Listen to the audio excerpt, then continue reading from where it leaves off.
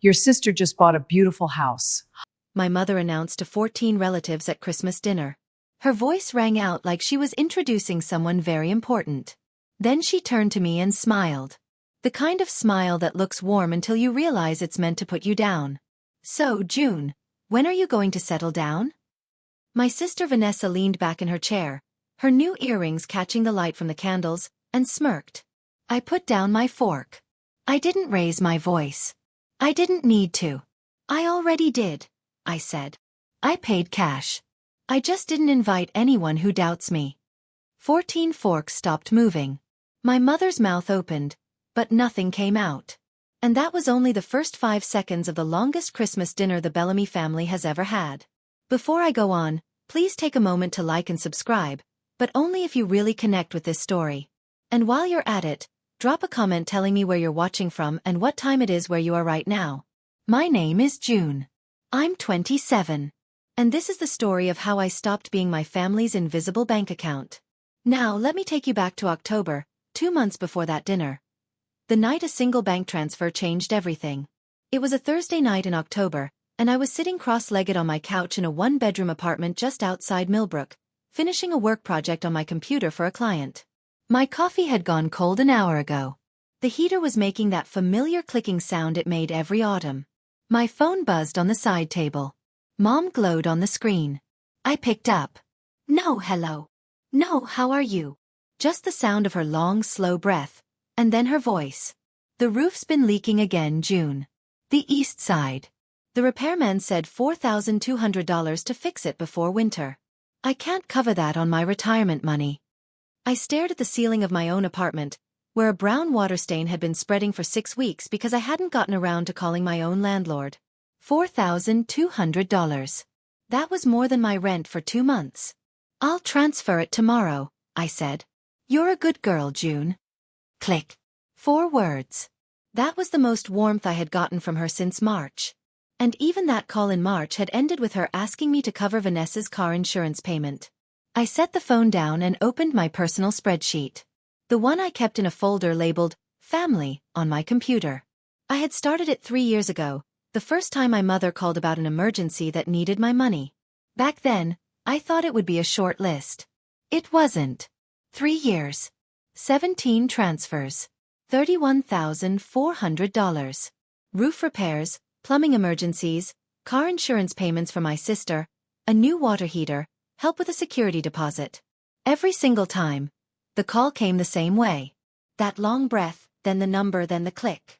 Not once. Not one single time had anyone said more than 4 words of thanks. I closed the spreadsheet, transferred the $4,200 to my mother's account, and went to bed, telling myself what I always told myself. This is the last time. 2 weeks later, I was eating leftover soup at my kitchen counter when I made the mistake of opening social media. Vanessa's face filled my screen. She was standing in front of a house I had never seen. A dark green door, white trim, a fancy welcome mat that probably cost more than my dinner. Her smile was the kind you hold for 8 seconds so the camera catches the best angle. The caption read, "New beginnings. Thanks to the best mom ever," followed by a yellow heart emoji. 47 likes. Lorraine Bellamy had commented a row of red hearts. Uncle Don left a clapping emoji.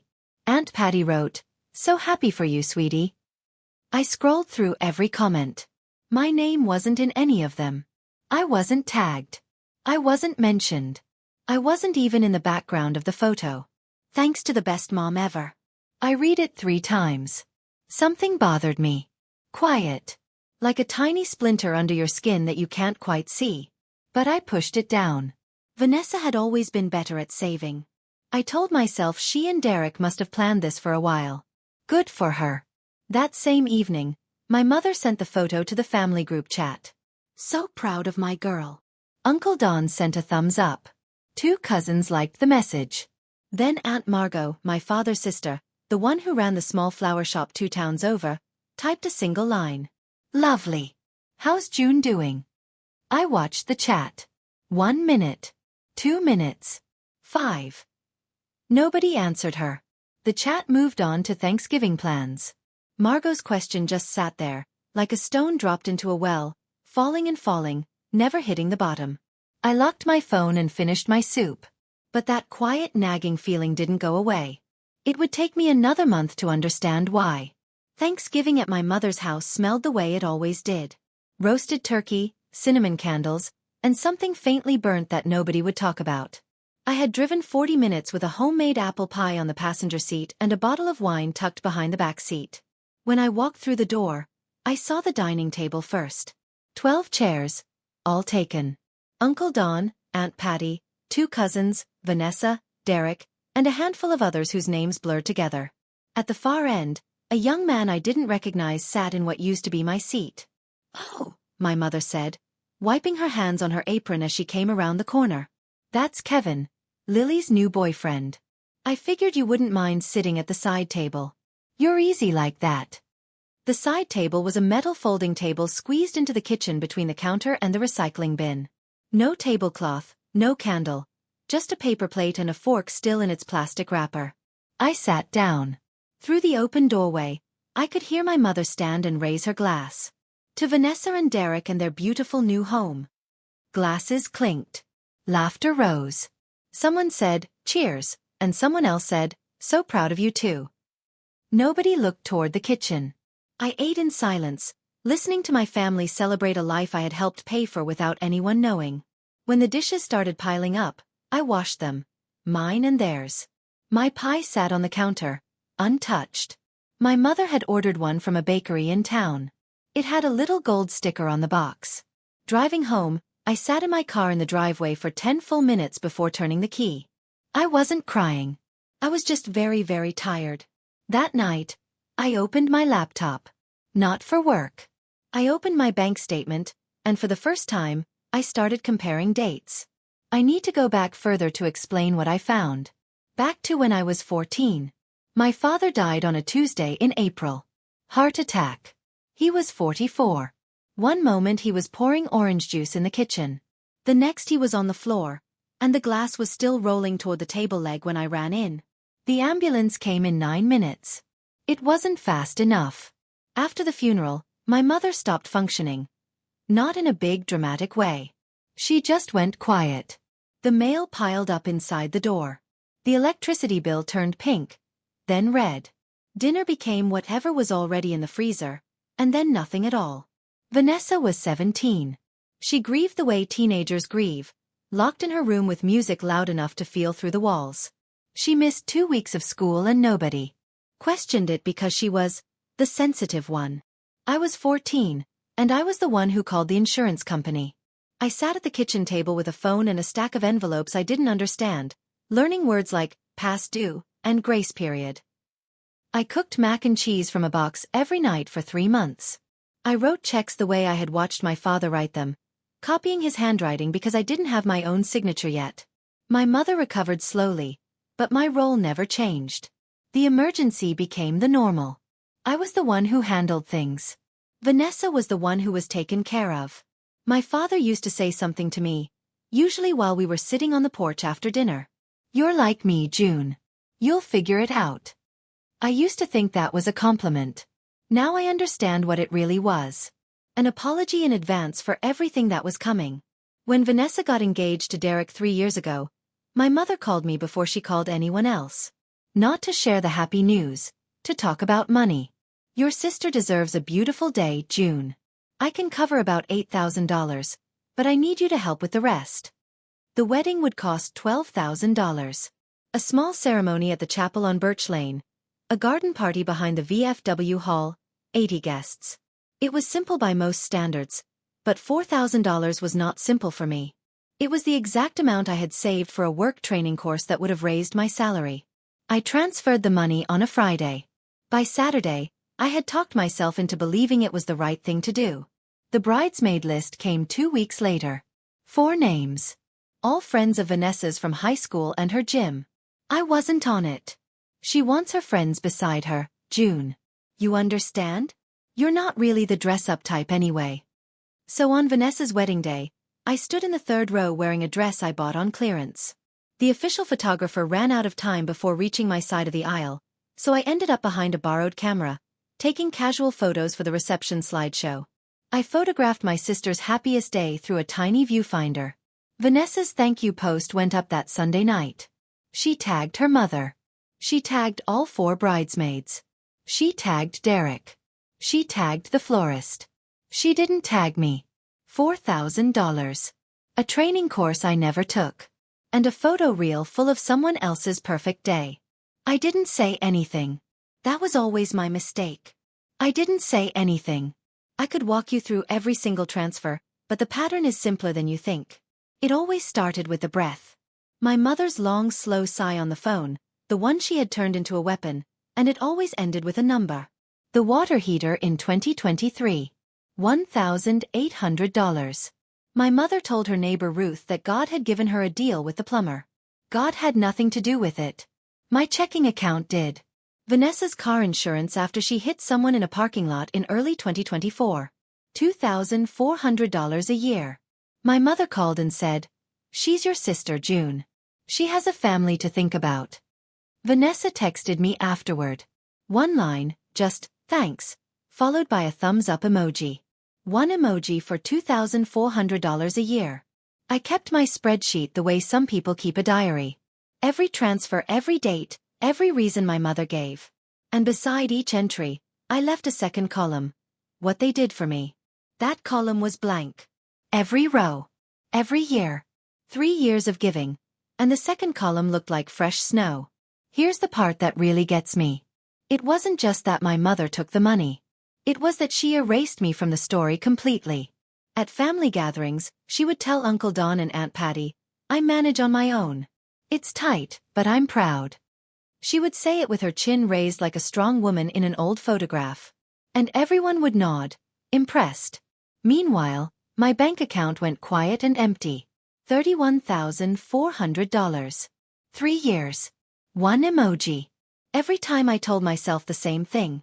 This is the last time. But the last time never came. Not until October, when I started comparing dates on a bank statement and the numbers stopped adding up. In September, a month before the roof money, I stopped by my mother's house to return a set of spare keys from the last plumber visit. The front door was open a crack, the way it always is when she's letting the kitchen air out after cooking. I stepped inside and heard her voice coming from the back of the house. That slightly louder, slightly sweeter tone she uses when she's on a video call. I should have announced myself. Instead, I froze in the hallway, my hand still on the doorknob, because I heard my name. Honestly, I don't know what June's doing with her life. She sits on that computer all day. At least you have a real home, a real husband. Sometimes I worry she'll end up alone and I'll have to take care of her. Vanessa's laugh came through the phone speaker. Light. Easy. The kind of laugh that isn't mean on purpose. It's mean because it doesn't even notice. "Mom, she's fine. She's just June. She's just June." I stood there for I don't know how long. Maybe 10 seconds. Maybe 30. Long enough to memorize the pattern on my mother's hallway wallpaper. Faded yellow roses, the edges peeling near the floor. Long enough to feel something inside me go very still. I set the keys on the little table by the door.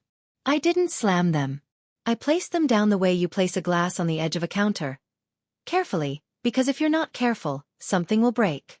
Then I walked out, closed the door, got in my car, and drove 25 minutes home without turning on the radio. No music. No podcast. Just the sound of the road and my own breathing. That night, I lay awake staring at the ceiling. Not because I was sad, though I was. Because for the first time in 13 years, a question came up that I had never let myself ask. Was the roof actually leaking? Driving home that night, I kept replaying that sentence. She's just June. 2 words that wiped away everything I had ever done. Every bill I had paid, every emergency I had solved, every dollar I had sent. Like I was a lamp in the corner of a room that nobody turns on but nobody throws away either. Have you ever been summed up in a way that erased everything you've done? If so, I'd love to hear your story in the comments, because that night something inside me shifted, and I think you'll understand what I did next. The night after Thanksgiving, I sat on my couch with cold coffee and my laptop open to my bank's transaction history. The $4,200 I had transferred to my mother on October 3rd stared back at me in clean digital type. October 3rd. I sent the money. I opened a new tab and typed Vanessa's address into a real estate website. She had posted it publicly, pinned to her profile like a trophy. The listing loaded. Sale date, October 28th. But the listing history told a different story. Under contract, October 5th. 2 days. My mother received $4,200 on a Thursday, and by Saturday, my sister's name was on a home purchase agreement. My chest felt hollow, like someone had scooped out the inside of it with a spoon. I picked up my phone and scrolled through my contacts until I found the repairman. The same one my mother had mentioned in the spring when the porch railing needed fixing. I had saved his number because I was the one who had set up the repair. I always was. The phone rang 3 times. Hi, this is June Bellamy, Lorraine's daughter. I wanted to check on the roof work you did at her house in October. A pause. Then, ma'am, I haven't been out to that address since April. Your mom called me about the east side, but she canceled the appointment. Said she'd handle it another way. Another way. I thanked him and hung up. Then I sat very still on my couch and let the math finish itself. The roof wasn't leaking. It probably hadn't leaked since spring, if it ever had at all. My $4,200 didn't go to roof repairs. It went to a down payment on a house with a dark green door and a welcome mat I had never been invited to step on. And my sister knew. She knew. Because you don't accidentally receive $4,200. You just choose not to ask where it came from. I didn't sleep that night. I sat at my kitchen table with the spreadsheet open and a glass of water I never drank. And I looked at 3 years of my life reduced to rows and columns. 17 transfers. $31,400. Beside each entry, the second column, what they did for me, glowed white and empty, the cursor blinking like it was waiting for something that would never come. I tried to remember the last time my mother called just to ask how I was. Not how are you and also, just how are you? Full stop. I couldn't find one. Not this year. Not last year. I tried to remember my last 3 birthdays. No one called. I ate Thai food alone and watched a documentary about deep-sea creatures. My mother texted HBD at 11 p.m. 11 at night. Like she had suddenly remembered at the very last second. Vanessa asked me to drive her to a doctor's appointment that morning because Derek was working a long shift. She never mentioned it was my birthday. I didn't remind her. I closed the spreadsheet, not in anger, but in clarity.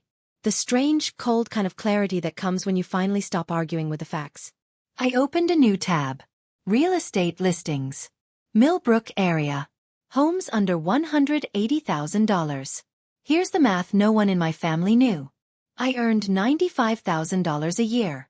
I lived in a $600 apartment. I drove a 2016 car with 140,000 miles on it. I didn't take vacations. I didn't buy new clothes unless something wore out. For 5 years, I had saved like someone getting ready for a disaster. Except the disaster turned out to be my own family. $142,000 in cash, sitting in a savings account no one knew existed. If I stopped pouring money into a hole that never filled, I could buy a house in 3 months. My own house. No loan, no permission, no one else's name on the papers. I closed the laptop at 4 a.m. For the first time in years, this is the last time, wasn't a lie. Margot's flower shop sat on a quiet street in Drayton, 2 towns east of Millbrook. It was a small place, a hand-painted sign, a bell on the door, coolers full of flower arrangements she built by hand every morning before sunrise. She had run it alone for 20 years, ever since Uncle Gene passed. I hadn't planned to tell her anything. I just wanted to sit somewhere that didn't feel like my apartment or my mother's kitchen. But Margot had a way of making silence feel like a welcome. She poured tea into a chipped blue mug, set it in front of me, and sat down across the work table, which was covered in rose stems and ribbon. She studied my face the way she always did, like she was reading something she had seen before. "You look like your father," she said. "The week before he told me he was going to marry your mother. That same look. The one that means you've already decided something." I told her everything. The $4,200. The repairman who hadn't been to the house since April. The real estate website timeline. The spreadsheet. The $31,400 that had left my account over 3 years and disappeared into a family that pretended it managed on its own. Margot listened without interrupting. When I finished, she set her teacup down on its saucer, a small clean sound in the quiet shop, and folded her hands. "Honey, I've watched this for 13 years. Your mother loves Vanessa the way she loved looking in a mirror. And you? You remind her of your father. She never forgave him for dying. That sentence hit me somewhere deep in my chest. What are you going to do about it? Margot asked. I'm going to stop paying for a family that doesn't see me, I said. And I'm going to buy my own house. Margot looked at me for a long moment. Then she nodded, just once. Good. And if you need someone with you at closing, you call me. The first week of December, I ran into Ruth Kendrick at the grocery store. Ruth was my mother's neighbor, 3 houses down on Maple. The kind of woman who brought banana bread to every new family on the block and knew everyone's business, not to be mean, but because she simply couldn't help collecting information the way some people collect stamps. She had been a loan officer at Millbrook Community Bank for as long as I could remember. She helped people with official paperwork all over town and still called everyone honey, no matter how old they were. She spotted me in the cereal aisle, her cart half full, and lit up like I had made her day. Oh, June, I haven't seen you since summer. Your mother talks about Vanessa's house all the time. So proud. You know, I helped with the paperwork at the bank, right? I nodded and gave the small, automatic smile I had gotten good at for conversations about my sister's achievements. Ruth leaned in slightly, the way she did when she was about to share something she thought was helpful rather than private. Between you and me, she said, lowering her voice to what she probably thought was a whisper. I hope they get back on track soon. The first few months of a home loan are always the trickiest, especially when there's other debt involved. But your sister's a smart girl. She'll figure it out. Other debt? I kept my face steady. I'm sure she will. Ruth patted my arm, wished me a Merry Christmas, and wheeled her cart toward the dairy section, humming Jingle Bells. I stood in the cereal aisle for another 30 seconds, holding a box of oatmeal I didn't need, turning 2 phrases over in my mind like coins. Get back on track. Other debt. The picture I had been putting together since Thanksgiving night was now complete. Vanessa hadn't bought a beautiful house. Vanessa was drowning in one. And my mother had used my money to push her off the dock.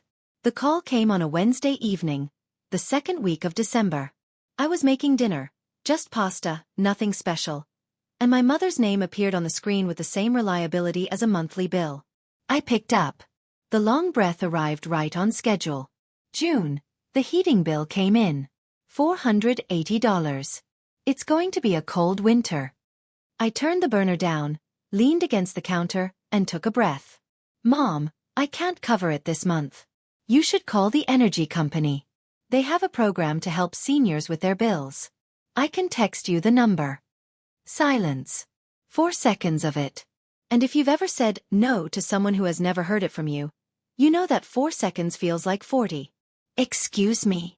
Her voice didn't rise. It dropped. Lorraine Bellamy didn't yell. She went cold. I can't cover it, I repeated. My voice was steady, but my free hand was gripping the edge of the counter so hard my knuckles ached. I raised you alone, June. After your father died, I held this family together. I didn't ask for much. I just asked you to care. Click. She hung up. No goodbye. Just the empty sound of a disconnected line and the sound of pasta water boiling over onto the stove. 20 minutes later, the family group chat lit up. My mother. Pray for me. It's going to be a cold Christmas. Uncle Don. Hang in there, Lorraine. Aunt Patty. You're the strongest woman I know. Vanessa. Mom, we'll figure it out. I stared at Vanessa's reply. We'll figure it out. Beautiful words. Nothing attached. She didn't offer to pay the heating bill. She didn't call our mother and say, I've got it. She just posted a heart emoji and let the suggestion hang in the air. The suggestion that someone else would handle it. Someone always had. But not this time. I found the house on a Saturday afternoon in mid-December, scrolling through listings while snow piled up on my windowsill.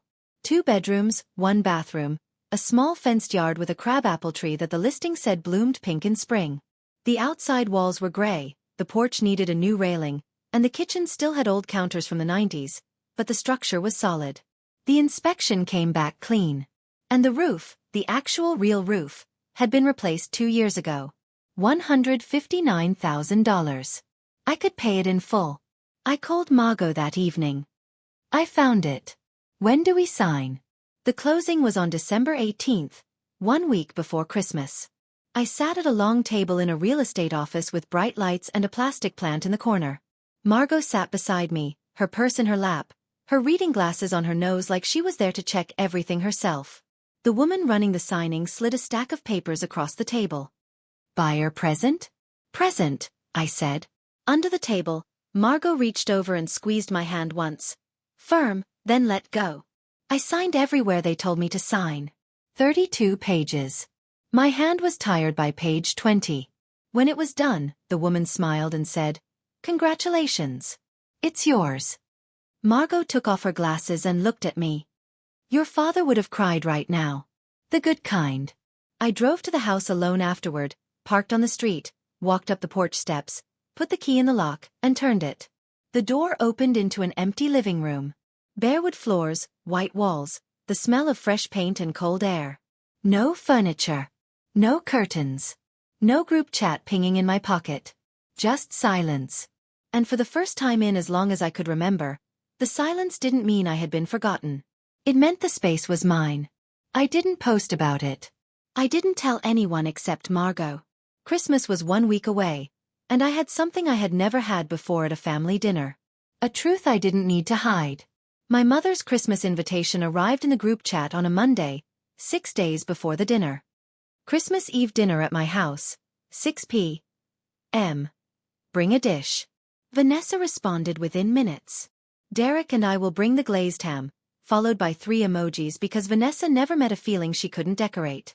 Uncle Don confirmed. Aunt Patty confirmed. 2 cousins confirmed. Ruth Kendrick, who my mother always invited because she lived alone and brought good wine, confirmed. I stared at the message for a long time. If I didn't go, my mother would have the story she wanted. June couldn't even show up for Christmas after everything I've done. She'd say it with that practiced sadness, and everyone would shake their heads, and I would become the cautionary tale of the ungrateful daughter. If I did go, I'd sit at the folding table in the kitchen again. I'd wash dishes while Vanessa received toasts. I'd drive home full of turkey and empty of everything else. Unless this time was different. I called Margot. She sent the invite. I'm going. And this time I'm not sitting in the kitchen. A pause. Then Margot's voice, steady as a fence post. Good. Neither am I. I typed 2 words into the group chat. I'll be there. No emoji. No exclamation point. Just a confirmation, plain as a signature on a closing document. I wasn't planning a speech. I wasn't practicing devastating one-liners in the mirror. I simply decided one thing. If they asked me a question, I would answer it honestly. If they didn't ask, I'd eat my dinner, say, "Merry Christmas," and leave. But I would not lie, and I would not apologize for the truth. That was the entire plan. Honesty. After 27 years of silence, it felt like the boldest thing I had ever done. 3 days before Christmas, my mother called again. This time, there was no long breath. She got straight to the point, which meant she was nervous. My mother only skipped her own habits when something felt out of her control. I need you to come early. 5 o'clock. Help me set up the table, arrange the chairs, get the dishes out. Vanessa's handling the ham and the centerpiece, so you can take care of the rest. The rest. The invisible work. The behind-the-scenes jobs that made the evening look easy, while Vanessa walked in with a glazed ham and a perfect smile and collected all the credit. I'll come at 6, I said. Same as everyone. The mood on the other end of the call got colder. June, don't be difficult. It's Christmas. I'm not being difficult, Mom. I'm being a guest. Same as Vanessa. Another silence. I could hear her thinking, the way a chess player pauses when a piece moves somewhere unexpected. Then she reached for her biggest weapon, the one she always kept ready. Sometimes I think you forget everything I've done for you. Her voice softened into a practiced, sad tone. Your father wouldn't have wanted this. My stomach tightened. It always did when she said that. For 13 years, she had used a dead man's memory every time she needed me to give in. And for 13 years it had worked. But this time, Margot's words came back to me. She never forgave him for dying. My father wasn't a card to play. He was a man who poured orange juice and said, "You'll figure it out." and died too young. He would not have wanted his name used as a leash. I'll see you at 6, Mom. I hung up first. My hands trembled against the phone, but I didn't call back. Christmas was 3 days away, and for the first time, I was walking into my mother's house with my back straight and my wallet closed. December 24th. 5:55 p.m. I parked on the street in front of my mother's house and turned off the engine. The neighborhood was quiet, that particular small-town stillness that falls on Christmas Eve, when the whole world seems to hold its breath between afternoon and midnight. My mother's house glowed. String lights lined the porch railing. A wreath hung on the front door. Through the living room window, I could see people moving. Dark shapes holding wine glasses. The flicker of candles on the dining table. Cars lined the curb. Uncle Don's sedan. Aunt Patty's minivan. Ruth Kendrick's blue hatchback. Derek's work truck. And at the end of the row, Margot's old pickup with a magnetic flower shop sign on the door. I sat in my car for 2 minutes, opened the glove compartment, and took out the one thing I always carried. A photo of my father and me at the ice cream shop on Route 9, taken when I was 12. Both of us squinting into the sun. Both of us laughing. I looked at it, took a breath, put it back, and stepped out into the cold. The front door was unlocked. I walked in and the warmth hit me first, followed by the smell of ham and cinnamon and something faintly burnt that nobody would talk about. On the hallway wall, 8 framed family photos hung in a neat row. I counted the way I always counted. 5 with Vanessa in the center. 2 group shots. One of my father alone, young in a suit I had never seen in person. None of just me. My mother appeared from the kitchen in her holiday apron, red with little holly leaves on it. She looked at me the way you look at a delivery that arrived later than expected. Oh, you came. Good. The table still needs napkins. They're in the hall closet. Not, Merry Christmas, June. Not, I'm glad you're here. A task. Merry Christmas, Mom, I said. I walked past the closet, past the kitchen, and into the living room, where Margot sat in the corner armchair with a glass of eggnog, watching me over the rim. She gave me one small nod. I sat down. The evening had begun. Dinner was served at 6:30. 14 people arranged themselves around the long dining table like actors finding their spots. Vanessa took the seat beside our mother, directly across from Derek. I ended up at the far end, between my 19-year-old cousin Lily and an empty chair that nobody bothered to remove. At least I was at the main table this time. Progress. The glazed ham sat in the center, shining under the light fixture my father had installed the year I was born. Vanessa had tied a small sprig of rosemary to the serving fork, a detail so perfect it looked planned. It probably was. My mother stood. She lifted her wine glass the way someone important lifts a key at a ceremony. Slow on purpose, meant to get everyone's attention. Before we eat, I just want to say how proud I am. She looked at Vanessa with an expression I can only describe as ownership. Vanessa and Derek bought their first home this year. A real home. 3 bedrooms with a yard. That's what family is about.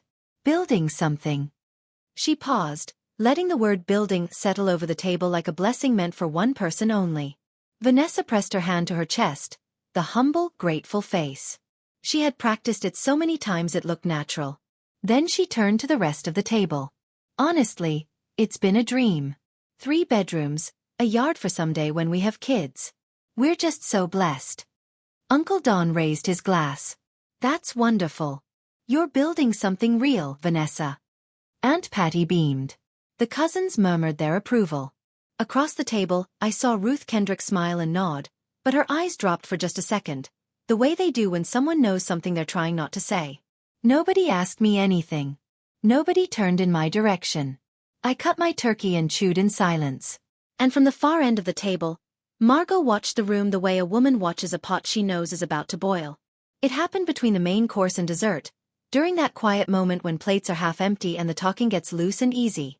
My mother leaned forward in her chair, tilted her head toward me, that practiced angle of concern that always came before something sharp, and said loud enough for the entire table, "So, June, your sister has a house, a husband, a plan." She gestured at Vanessa the way someone gestures at a prize on a game show. "When are you going to settle down? You can't just sit behind a laptop forever." Vanessa didn't miss her moment. She leaned back, crossed her arms, and smiled at me the way you smile at a younger cousin who just said something naive. Seriously, June, you're 27. What are you even saving for? A few people laughed, the polite, uncomfortable kind. Uncle Don chuckled into his wine. Lily stared at her plate. Derek looked down at his fork and said nothing, his jaw tight. Only Margot was still. Her eggnog sat untouched. Her eyes were on me. I looked at my mother, then at Vanessa, then at the table full of people who had watched me get smaller every year without ever saying a word. I set my fork down slowly. Metal touched porcelain. A small, clean sound that cut through the room like a pin dropping in a silent hall. Actually, Vanessa, I said, my voice calm, almost conversational. What exactly did you save for? The smile slid off her face. Because I know it wasn't the down payment. Nobody moved. Vanessa blinked twice, fast. The way you blink when the lights come on in a dark room and you're not ready. My mother's hand tightened around her wine glass. June, don't start. But I had already started. And this time I wasn't going to stop. June. My mother's voice dropped low and flat, the way she always sounded when she wanted to remind you that she was the adult and you were the problem.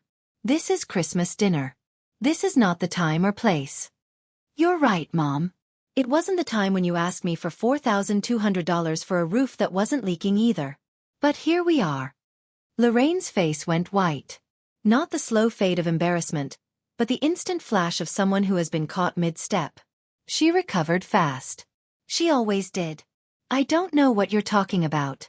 That money went to repairs. I called the repairman, Mom. He hasn't been to your house since April. You canceled the appointment. Uncle Don set his glass down. The base landed heavier than he meant it to. What's going on? Aunt Patty stopped chewing. Lily looked between me and my mother like she was watching a car sliding on ice. Vanessa leaned forward and her voice took on that slightly breathless, slightly shocked tone, the one she had learned directly from our mother. June, you're being so dramatic. This is exactly what you always do. You take something small and blow it up. I looked at her, calm and steady. The way you look at someone when you have thought this conversation through 1,000 times, except I hadn't thought it through at all. The words were just there. Clear and ready. Because the truth doesn't need a script. I paid $4,200 that Mom told me was for roof repairs. That money ended up helping fund your down payment. And you knew, Vanessa. You knew and you said nothing. The table was silent. Derek, who had been staring at his plate for the last minute, lifted his head. Slowly, his eyes moved from me to Vanessa and stayed there. Vanessa opened her mouth. Nothing came out. In that moment, sitting at that table with 14 pairs of eyes shifting between me and my sister, I noticed something I had never seen before. Vanessa didn't look smug anymore. She looked scared. And my mother, for the first time in my entire life, looked small. I used to wonder why I kept sending money, kept showing up, kept hoping for something as simple as thank you. Maybe you've wondered the same thing about someone in your life. Why do we keep watering plants that never bloom? If you've ever sat at a table like mine, tell me in the comments. What was your breaking point? My mother stood halfway out of her chair, palms pressed flat on the table, trying to take control of the evening again. Let's not ruin Christmas over a misunderstanding.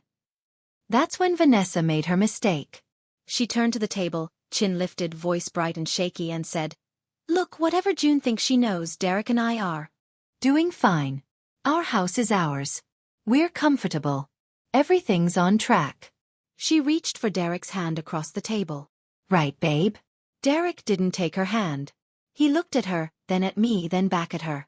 His mouth was a thin line. His eyes were doing calculations he hadn't known he needed to make.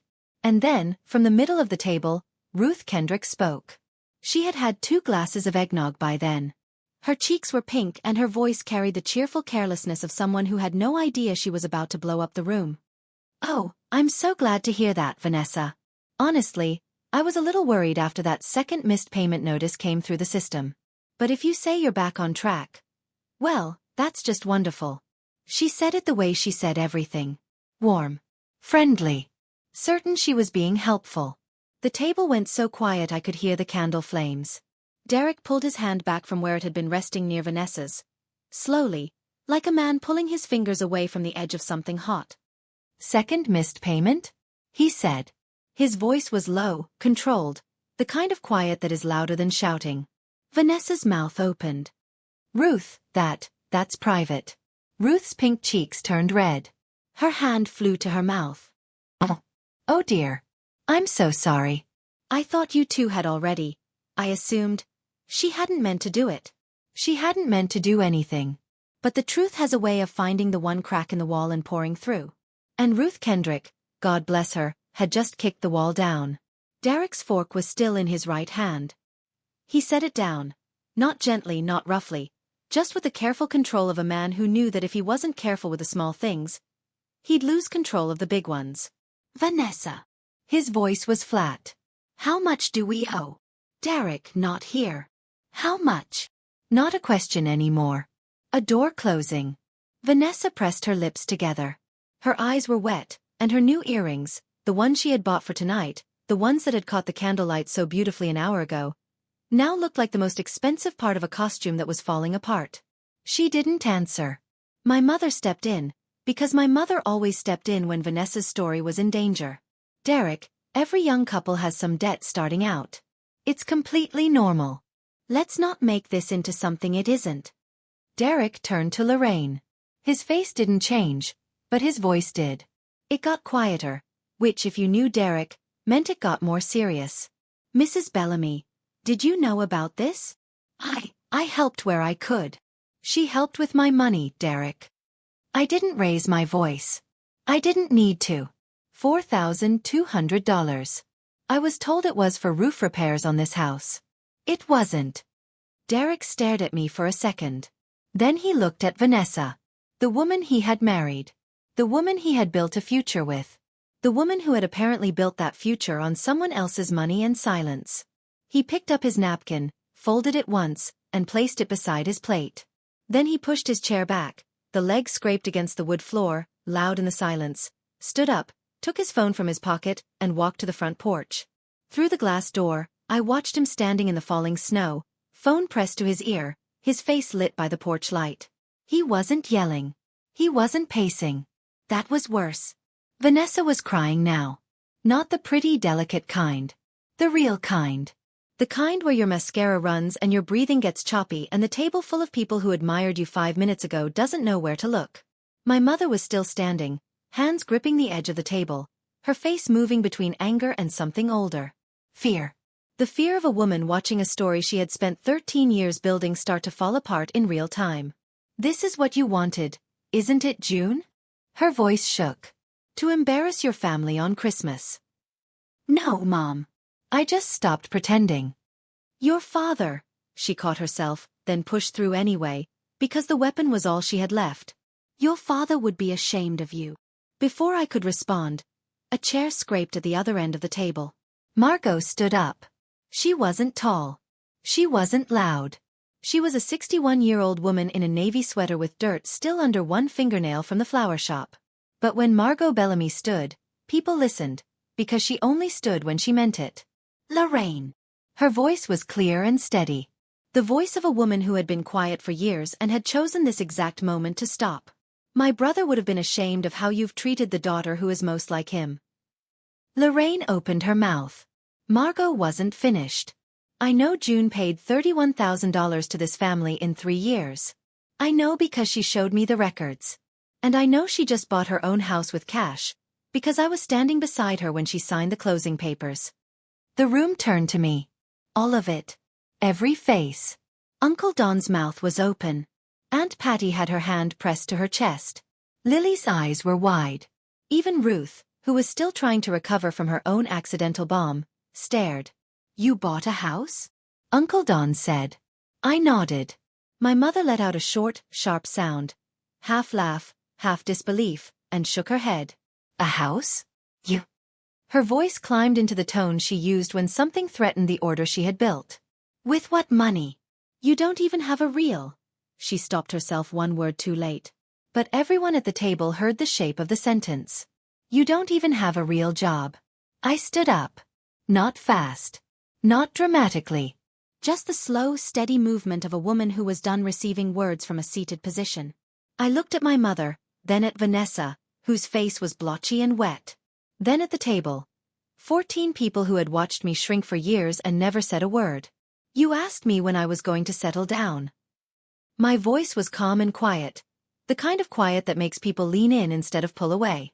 I already did. I paid cash. $159,000. No loan, no debt. No one else's money. I turned to my mother. I just didn't invite anyone who doubts me. And the room stopped. I mean it. It stopped. Like someone pressed pause on everything. 14 people frozen mid-breath. A fork slid off someone's plate, Aunt Patty's I think, and hit the dish with a bright, clean clink that echoed in the silence like a bell. 5 seconds. I counted. My mother's mouth opened. Closed. Opened again. Nothing. Vanessa looked down at the table, her hands flat on either side of her plate. Her shoulders curved inward like the frame of a house that had lost its center beam. The Christmas music was still playing from the little speaker on the sideboard. Silver bells. The irony would have been funny if I hadn't been trembling on the inside. Nobody spoke. Nobody moved. The candles flickered. And for 5 endless seconds, the only sound in the Bellamy dining room was the truth, settling into every corner like the first real snow of winter. My mother found her voice first. It came out cracked, stripped of its usual polish, like a road after a hard freeze. June, I did what I had to do for this family. No, Mom. I wasn't loud. I didn't need to be. You did what you had to do for Vanessa. I was the one doing for this family.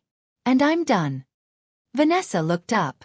Her mascara had made 2 dark lines down her cheeks, and her voice came out thin, the voice of someone reaching for a rope she wasn't sure was still there. June, I didn't mean for. You knew, Vanessa. I held her gaze. Not with anger, but with something heavier. The steady, tired clarity of a person who has finally run out of reasons to pretend. You took the money. You knew where it came from. And you posted, thanks to the best mom ever. You didn't even text me. She had no answer. She looked down at her plate. And for the first time in her life, my sister had nothing charming to say. I took a breath. When I spoke again, my voice was softer. Not soft like weakness. Soft like a decision that had already been made. I love you both. I do. But I'm not going to be the invisible bank account anymore. If you want a relationship with me, it starts with seeing me. Not my wallet. Not my silence. Me. I reached behind my chair and picked up my coat, pulled it on and zipped it up. I looked at Margot. She was already standing, her purse tucked under her arm like she had been ready for this moment since before she sat down. Merry Christmas, everyone. I walked to the front door. Margot followed. Behind us, 12 people sat at a table full of food. Nobody was eating anymore. The only sound was silver bells, playing to no one. The door closed behind us. The cold air hit my face, and I kept walking. The snow was falling harder now. Big, soft flakes that caught the porch light and turned gold for half a second before landing on the railing and disappearing. Derek was still on the porch, phone against his ear, his breath making little clouds. He looked at me as I came through the door. Our eyes met for a single second. Not unfriendly, not warm. Just the shared understanding of 2 people who had both found out tonight that the ground under them wasn't as solid as they thought. I walked to my car. Margot walked to hers. We didn't speak until we were both inside our separate vehicles with the engines running and the heat breathing warmth into the cold. My phone buzzed. Margot. A single text. You did good. Drive safe. I pulled away from the curb. In the rearview mirror, my mother's house shrank. The string lights, the wreath, the glow of the dining room where 14 people were sitting in the ruins of a story that had just been rewritten. I drove 20 minutes to my house. My house. The key was still new enough that I had to jiggle it twice. The door opened into darkness, and I found the light switch by memory. The living room was mostly empty. Bare floors, white walls, a reading chair in the corner, a gift from Margot, delivered the week before, and a floor lamp beside it. That was all. I didn't turn on music. I didn't check the group chat. I sat in the reading chair, still wearing my coat, and looked out the window at the snow coming down on a yard that belonged to me. My hands were shaking. I held them in my lap and waited for it to stop. I thought I would feel like I had one. I didn't. I felt empty. The kind of empty that comes when you finally put down something you have carried so long you forgot it had weight. But somewhere beneath the emptiness, underneath the shaking and the cold and the echo of my mother's face, something new. Small. Quiet. Like the first green thing that pushes through the ground after a long winter. Relief. The week between Christmas and New Year's is supposed to be quiet. Mine wasn't. Derek texted me on December 26th. 2 sentences. I checked the credit report last night. I didn't know about any of it. Thank you for being honest. I replied, I'm sorry you found out that way. He sent a thumbs up. That was enough. Between people who deal in facts, it usually is. From what I pieced together later, through Margot, through Aunt Patty, through the way small-town information travels whether you want it to or not, Derek had discovered $23,000 in credit card debt that Vanessa had been carrying in her name alone. The second missed mortgage payment was real. The glazed ham, 3-bedroom, yard for future kids' dream house was one more missed payment away from a very difficult conversation with the bank. Derek didn't file for divorce, but he did 3 things. He insisted they see a money counselor. He took over managing their shared account. And Vanessa sold the leased SUV and started driving his old pickup while he rode to work with a coworker. You could see it parked in their driveway, a dented white Ford where a shiny black SUV used to be. Uncle Don called my mother 2 days after Christmas. Aunt Patty was on the same call. They asked one question. Lorraine, how much of what June said is true? My mother tried her usual way of changing the subject. It was blown out of proportion. You know how June is. But Dawn stopped her. We're not fools, Lorraine. We've known something was off for a long time. The strong single mother who manages on her own, the character my mother had played for 13 years, closed its run on December 24th. Ruth called me on the 28th. June, honey, I am so sorry. I had no idea that would. You didn't do anything wrong, Ruth. The truth just needed some air. She paused. You sound like your father. I didn't know what to say to that. So I just said, thank you. 3 weeks later, mid-January, the snow was deep. The kind of deep where the plows come through at 4 a.m. And the scraping sound wakes you up and then puts you back to sleep. I was unpacking a box of kitchen